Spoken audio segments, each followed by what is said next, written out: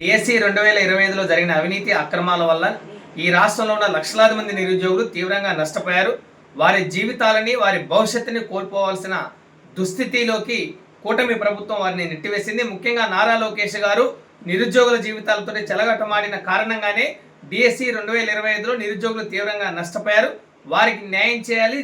DSC 2025లో పోస్టుల్ని అమ్ముకున్న ఘటన మీద రాష్ట్ర ప్రభుత్వాన్ని మేము ఒకటే డిమాండ్ చేస్తా ఉన్నాం.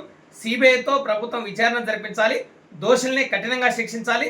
వీటన్నిటికీ నైతిక బాధ్యత వహిస్తూ రాష్ట్ర విద్యాశాఖ మంత్రి నారా లోకేష్ గారు తక్షణమే రాజీనామా చేయాలి.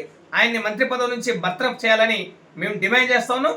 నిరుద్యోగుల ఆశలతోటి, నిరుద్యోగుల భవిష్యత్తుతోటి, నిరుద్యోగుల నమ్మకాలతోటి ఈ ప్రభుత్వం చెలగాటమాడిన నేపథ్యంలోనే డిఎస్సి 2025 ఒక పెద్ద స్కాము, కోట్లాది రూపాయలు చేతులు మారే. అందుకు నిరసనగా రాష్ట్ర వ్యాప్తంగా వైఎస్ జగన్మోహన్ రెడ్డి గారు ఇచ్చిన పిలుపులో భాగంగానే రేపు 29వ తారీఖు మే 29న డాక్టర్ బిఆర్ అంబేద్కర్ గారి విగ్రహాల ముందు వైఎస్ఆర్ కాంగ్రెస్ పార్టీ విద్యార్థి విభాగం ఆధ్వర్యంలో పెద్ద ఎత్తున నిరసన ధర్నాలకి నిర్వహిస్తా ఉన్నాం. ఈ ధర్నాలో ఎవరైతే బాధిత విద్యార్థులు కానీ, నిరుద్యోగులు కానీ ఇందులో పాల్గొని తమకు జరిగిన అన్యాయాన్ని ఈ రాష్ట్ర ప్రజలకు తెలియజేయాల్సిన అవసరం ఉంది. హైకోర్టు మొట్టికాయలు వేసినా కానీ తిరిగి నియామకాలు చేపట్టకుండా మొండిగా వ్యవహరించిన ఈ కూటమి ప్రభుత్వం నిరుద్యోగుల జీవితాలతో చెలగాటం ఆడింది.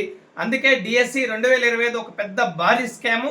421 షాప్ పోస్టుల్లో, క్రీడా పోస్టుల్లో టెట్ బిఈడి అర్హత లేని వారికి పోస్టులను అమ్ముకున్నారు. లక్షల కోట్ల రూపాయలు చేతులు మారాయి. అధికార పార్టీ నేతలు జిల్లాల్లోనే పోస్టుల్ని బేరాలు పెట్టి 15 లక్షల నుంచి 25 లక్షల వరకు డిఎస్సి పోస్టులను అమ్ముకున్నారు. ఈ ఘటన మీద సిబిఐ విచారణ జరిపించే ధైర్యము, దమ్ము ఈ రాష్ట్ర ప్రభుత్వానికి ఉందని మా వైఎస్ఆర్ కాంగ్రెస్ పార్టీ విద్యార్థి విభాగం తరపున ఈ ప్రభుత్వాన్ని ప్రశ్నిస్తా ఉన్నాం.